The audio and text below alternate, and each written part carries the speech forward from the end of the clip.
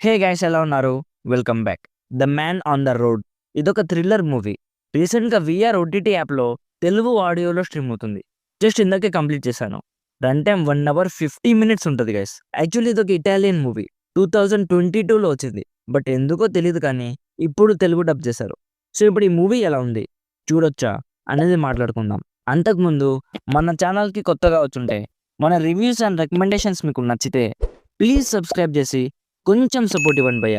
ఈ వీడియోకి ఎక్కువ టైం కూడా తీసుకోండి గైస్. సింపుల్గా ప్లాట్ ఏంటంటే, ఒక అమ్మాయి ఉంటుంది. ఆ అమ్మాయి వాళ్ళ ఫాదర్ ఒక కార్ యాక్సిడెంట్లో చనిపోతారు. ఇప్పుడు ఈ అమ్మాయి వాళ్ళ ఫాదర్ని డాష్ కొట్టిన వాడిని వెతుకుతూ ఉంటుంది. అప్పుడు ఆమెకు ఒకడు పరిచయం అవుతాడు. వాళ్ళ ఫాదర్ని చంపినవాడు ఎవడో అతనికి తెలుసు అని చెప్తాడు. సో ఇప్పుడు ఆ అమ్మాయి వాడితో ట్రావెల్ చేయడం స్టార్ట్ చేస్తుంది. ఇప్పుడు వాడికి నిజంగా తెలుసా లేక ఊరికే చెప్తున్నాడా అనేది మీరు మూవీలో చూస్తారు. సో ఇప్పుడు ఈ మూవీ నాకు ఎలా అనిపించిందంటే, పెద్దగా ఏం లేదు గైస్. స్టోరీ బాగుంది, అంటే కొంచెం యూనిక్ కాన్సెప్టే, కానీ ఎగ్జిక్యూషన్ చాలా డల్గా ఉందనిపించింది. క్యారెక్టర్స్తో అసలు ఎమోషనల్ అటాచ్మెంటే ఉండదు. ఇఫ్ మీరు థ్రిల్లర్ మూవీస్ ఎక్కువగా చూసే వాళ్ళైతే ఈ స్టోరీ చాలా ప్రిడిక్టబుల్గా అనిపిస్తుంది.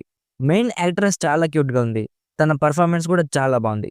బట్ మూవీలో చూపించే సీన్స్కి తన పర్ఫార్మెన్స్కి మనం అసలు ఎమోషనల్గా కనెక్ట్ అవ్వం.